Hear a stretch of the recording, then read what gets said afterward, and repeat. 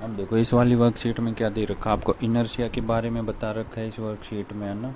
तो देखो ये रहा इनर्शिया, इनर्शिया के बारे में वीडियो में काफ़ी अच्छे से बताया है, आगे आप देख लेना, ठीक है। और इनर्शिया के कुछ पॉइंट है, जैसे पॉइंट क्या है, अगर कोई बड़ा ऑब्जेक्ट होगा, मान लो कोई बड़ा ऑब्जेक्ट है कोई छोटा ऑब्जेक्ट है, तो इसका इनर्शिया ज़्यादा होगा और इन दोनों का कम होगा, ठीक है। तो इनर्शिया जो होता है मास के प्रोपोर्शनल होता है। अब देखो ये कुछ एग्जाम्पल दे रखे जो न्यूटन के फर्स्ट लॉ ऑफ मोशन पर, न्यूटन के फर्स्ट लॉ ऑफ मोशन के एग्जांपल है। तो आप इनमें देखेंगे जो पहला वाला दे रखा है उसमें ये लिखा हुआ है कि जैसे हम किसी पेड़ को अगर जोर से शेक करते हैं या हिलाते हैं, छोटे पौधे को या बड़े को, तो पत्तियां झड़कर गिरने लगती है। क्यों? क्योंकि जो पत्तियां हैं वो पहले क्या थी, रेस्ट फेज में थी ना, एक जगह पर ही थी ना, कोई मोशन नहीं था ना। लेकिन हमने पेड़ को हिलाया तो पेड़ में क्या कुछ ना कुछ मूवमेंट हुआ, गति हुई ना, कोई मोशन हुआ ना। लेकिन पत्तियां क्या थी, मोशन में नहीं थी, रेस्ट में थी, रेस्ट में ही रहना चाहती थी।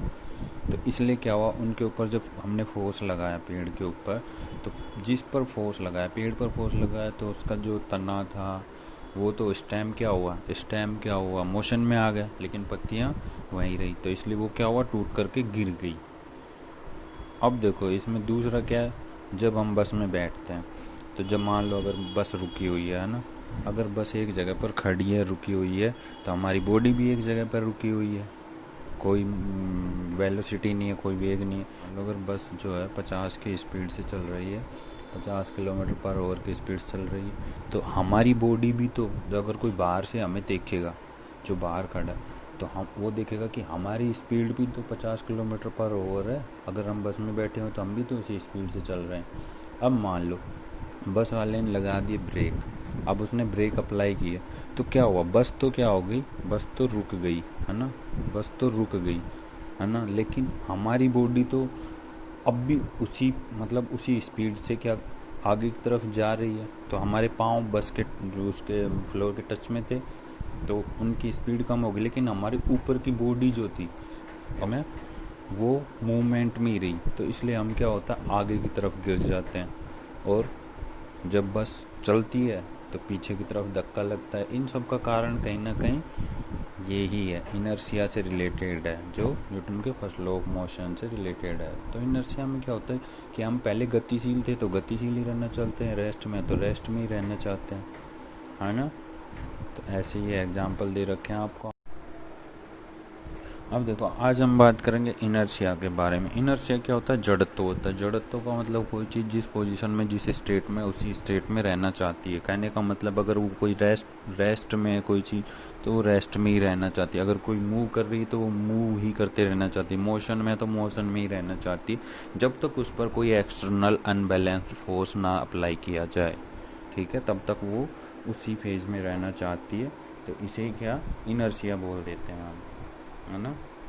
तो देखो इनर्शिया में क्या होता है, जो every object oppose the change in state. अब देखो कोई भी ऑब्जेक्ट होता है ना, वो खुद की स्टेट में चेंज नहीं चाहता। अब वो अगर मोशन में है तो मोशन में ही रहना चाहता है, अगर वो रेस्ट में है तो वो रेस्ट में ही रहना चाहता है। कब तक, जब तक कि उस पर कोई अनबैलेंस्ड फोर्स काम ना करे या एक्सटर्नल फोर्स काम ना करे, बाहर से कोई बल ना लगाया जाए, बाहर से कोई फोर्स ना लगाया जाए, तब तक वो उसी स्टेट में रहना चाहता है, ठीक है। अब जैसे मान लो यही क्या है, कोई कार है, पहली कंडीशन आपको दे रखी है कि कोई ऑब्जेक्ट अगर मोशन है, मोशन में है, तो वो गतिशील है, तो वो गतिशील ही रहना चाहता है, मोशन में ही रहना चाहता है। तो देखो मोशन में है और मोशन में ही रहना चाहता है, लेकिन जब उस पर फोर्स अप्लाई करेंगे तो वो मोशन से किस में आ जाएगा, रेस्ट में आ जाएगा। तो देखो जब तक हमने फोर्स अप्लाई नहीं किया तब तक वो मोशन में ही था, जब हम फोर्स अप्लाई कर रहे हैं तो वो रेस्ट में आ। कहने का मतलब जो चीज़ चल रही है वो चलते ही रहना चाहती है, वो रुकना ही नहीं चाहती जब तक उस पर कोई बाहर से एक्सटर्नल या अनबैलेंस फोर्स नहीं लगे। जैसे कार ये चल रही है, अब आप इस कार पर जब तक ब्रेक नहीं लगाओगे, या इसके ऊपर मान लो कोई ऐसी सड़क है या कोई ऐसा सरफेस है जिस पर फ्रिक्शन फोर्स भी नहीं है, तो एक बात बताओ, जब ये चल रही है तो ये रुकेगी नहीं, क्योंकि जो टायर्स हैं उन पे फ्रिक्शन फोर्स नहीं लग रहा है और आप ब्रेक भी नहीं लगा रहे, तो ये चलती ही रहेगी। कब तक, जब तक कि आप इस पर ब्रेक ना लगाएं या फ्रिक्शनल फोर्स ना लगे, अदर फोर्सेज ना लगे, तब तक ये चलती रहेगी।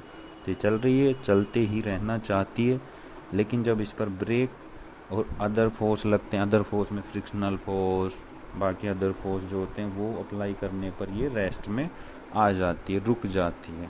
तो देखो, जब तक हम फोर्स नहीं लगाएंगे तब तक उसकी स्टेट में कोई चेंज नहीं होगा, है ना। अब इसके बाद देखो, ये ब्लॉक है, ये रेस्ट में रखा हुआ है और ये रेस्ट में ही रहना रहेगा जब तक इस पर कोई फोर्स नहीं लगेगा। इसका मतलब ये रेस्ट में ही रहना चाहता है। अब देखो, इसके ऊपर किसी ने आकर के फोर्स लगाया हमने, तो ये मोशन करेगा, अदरवाइज ये हमेशा रेस्ट में ही रहने की कोशिश करेगा, ठीक है। तो इस तरह से इस वर्कशीट में ये बताया गया है कि इनर्शिया जो है, एक तो इनर्शिया का उसके मास पर भी डिपेंड करता है। तो इनर्शिया का सीधा रूल है, अगर मास ज़्यादा है, मान लो मास क्या है, अगर ज़्यादा है, कहने का मतलब अगर मास ज़्यादा है ना, जैसे मान लो एक बड़ी बॉल है, एक छोटी बॉल है, तो इसका इनर्शिया क्या होगा, ज़्यादा होगा, इसका इनर्शिया कम होगा, ठीक है। तो देखो, जो बड़ा ऑब्जेक्ट रहेगा, जो बड़ा मास, तो बड़ा इनर्शिया, ठीक है, इसका इनर्शिया क्या होगा, ज़्यादा होगा, और इसका इनर्शिया क्या होगा, कम होगा।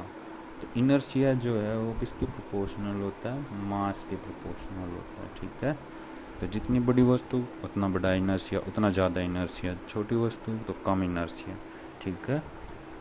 तो इनर्शिया मास के प्रोपोर्शनल होता है। अब देखो, इसमें कुछ एग्जाम्पल दे रखे थे आपकी वर्कशीट में, वो मैंने आपको बता ही दिए थे।